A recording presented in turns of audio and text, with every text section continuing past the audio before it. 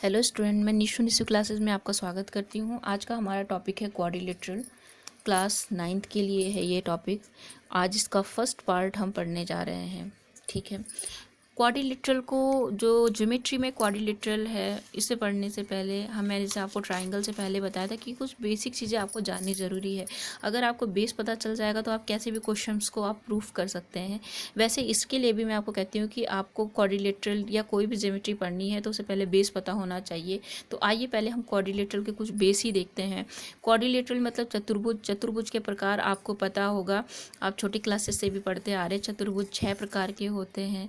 सबसे पहले आप स्क्वायर होता है, जिसे आप वर्ग भी कहते हैं। वर्ग आपको पता है, इसकी चारों भुजाएं क्या होती हैं, चारों साइड इक्वल होती हैं। हर जो एंगल होता है वो कितना होता है, 90 डिग्री होता है। और इसके जो डायगोनल हैं वो आपस में इक्वल होते हैं और एक दूसरे को बाइसेक्ट भी करते हैं 90 डिग्री पे। ठीक है, ये इसकी प्रॉपर्टी हो गई।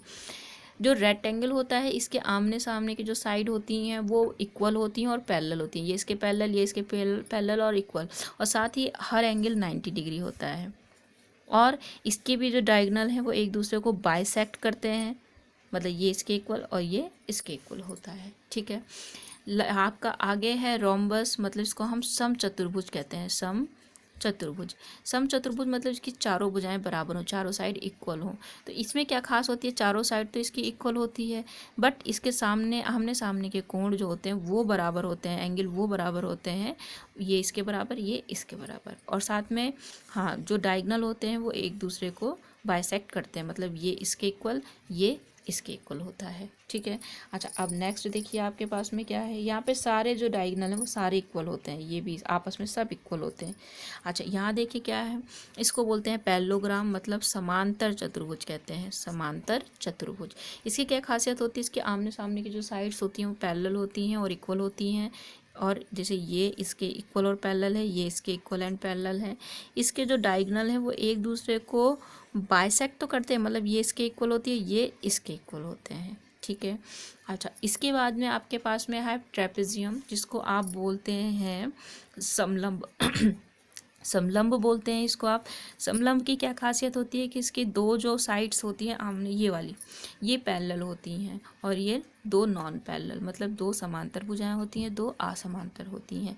इसके विकर्ण का कुछ नहीं कह सकते कि कोई, मतलब इसमें कोई खास प्रॉपर्टी नहीं, सिर्फ इसकी दो जो ये सामने की साइड है ये पैरेलल होती हैं और कुछ खास नहीं होता इसमें, और बाकी असमांतर होती हैं। अच्छा, ये जो है आपका काइट, मतलब पतंगाकार, पतंग जैसा बनता है, पतंगाकार चतुर्भुज होता है।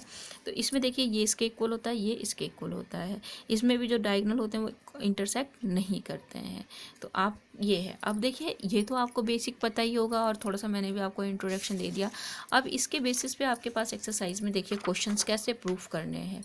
देखिए आपके पास एक थ्योरम ऐसी दी हुई है कि diagonal of a parallelogram divides it into two congruent triangle. इन्होंने क्या बात कही कि जो डायगोनल है आपका इस पैरेललोग्राम का, पैरेललोग्राम आपको पता चल गया कि जिसकी दो साइड इक्वल होती हैं, आमने सामने वाली बराबर होती हैं और साथ में पैरेलल भी होती हैं। तो इन्होंने कहा इस पैरेललोग्राम को अगर आप डिवाइड कर दें, ऐसे डिवाइड कर दिया इनटू टू कॉन्ग्रुएंट ट्राइंगल, मतलब आप एक डायगोनल से इसको दो पार्ट्स में डिवाइड कर रहे हैं, तो आपको प्रूफ करना है कि जो दो ट्राइंगल बने हैं ये कॉन्ग्रुएंट हैं। तो आपको मैंने कॉन्ग्रुएंट रूल, कॉन्ग्रुएंट कैसे करते हैं ये रूल बताए हुए हैं मैंने आपको। SSS congruent rule, RHS, ASA, और क्या थे आपके पास SAS, कई सारे रूल बताए थे मैंने आपको। तो उन्हीं रूल में से हम देखते हैं यहाँ पे कौन सा लग के हम ट्राइंगल को कॉन्ग्रुएंट करते हैं। तो सबसे पहले हमने लिख लिया गिवन, क्या किया है आपको, एक केवल एक आपके पास एक पैरेललोग्राम दिया है। ठीक है। प्रूफ क्या करना है कि ये वाला ट्राइंगल इसके क्या है, कॉन्ग्रुएंट है। ठीक है। अच्छा, अब हम इसको प्रूफ करते हैं कि कॉन्ग्रुएंट कैसे है। देखिए ध्यान से देखिए, आपको बल्कि दिख ही रहा होगा, बहुत आसान सी चीज़ें हैं आपके पास। देखिए ये दो ट्राइंगल जो इन्होंने लिया है, एक ये वाला और एक ये वाला। आपको इसके कुछ प्रॉपर्टी मैंने अभी थोड़ी देर पहले बताई, वही प्रॉपर्टी आपको यूज़ करना है। क्या कि देखिए इस ट्राइंगल में, in triangle ABD and triangle CBD, आपने ये दोनों ट्राइंगल ले लिया। इसमें देखिए ये इसके इक्वल है, कहाँ से इक्वल है, क्योंकि ये होती है, क्योंकि पैरेललोग्राम में तुमने दिया है AB is equal to DC। क्यों? क्योंकि ये पैरेललोग्राम है। सिमिलरली ये इसके इक्वल होगा क्या? AD is equal to BC। क्यों? क्योंकि ये भी पैरेललोग्राम की साइड्स हैं। ठीक है। अच्छा, थर्ड लाइन देखिए, ये जो BD है, BD इसके बारे में आप क्या कह सकते हैं? आपको दिख रहा होगा ये दोनों में क्या है? कॉमन है। तो जब ये दोनों में कॉमन हो गई, ये इसके इक्वल हो गई, ये इसके इक्वल हो गई, ये कॉमन हो गई, तो ये ट्राइंगल्स के कॉन्ग्रुएंट हो गया। बस यही हमें प्रूफ करना था। देयरफॉर ट्राइंगल ABD कॉन्ग्रुएंट है ट्राइंगल BCD। और बाय कौन से रूल से हैं?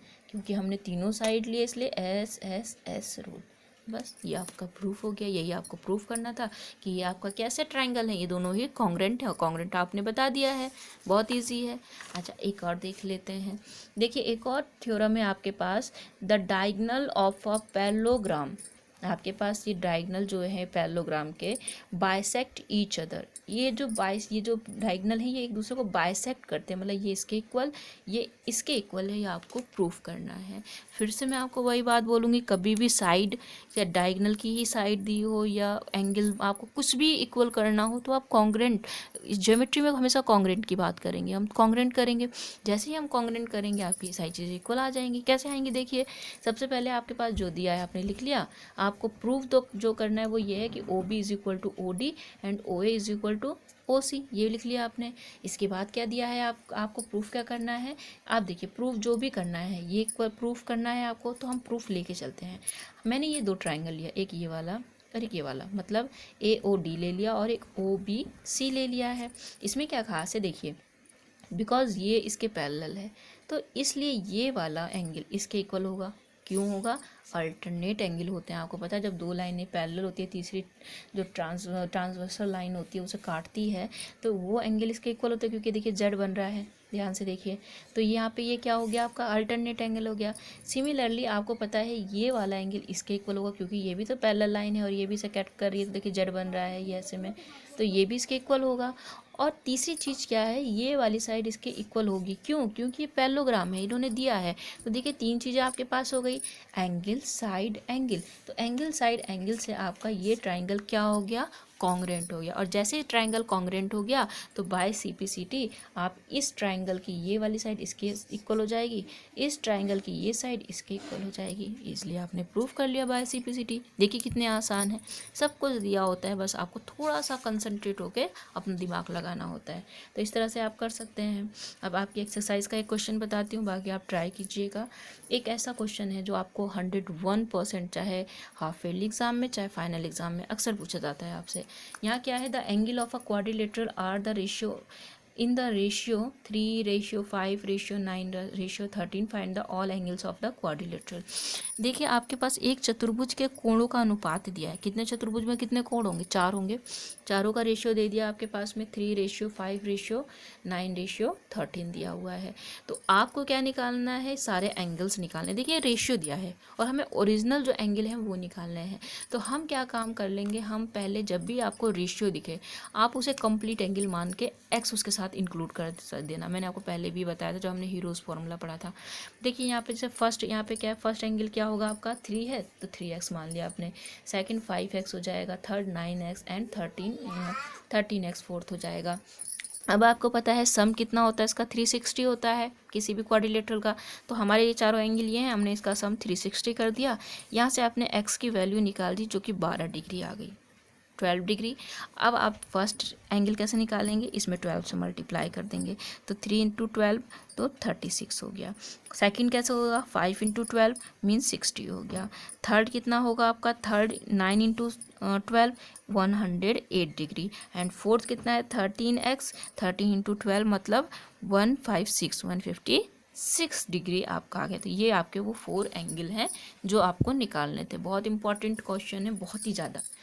तो आज हमारा टॉपिक यही है। अच्छा लगे तो सब्सक्राइब करना, लाइक करना ज़रूर। और आगे अब इस चैप्टर में देखेंगे, अगर हमें कुछ और इम्पॉर्टेंट क्वेश्चन दिखेंगे तो हम पढ़ेंगे, वरना हम नेक्स्ट वीडियो में आगे देखेंगे। अगर आपको कोई भी दिक्कत है तो आप मैसेज करके पूछ सकते हैं। Thank you.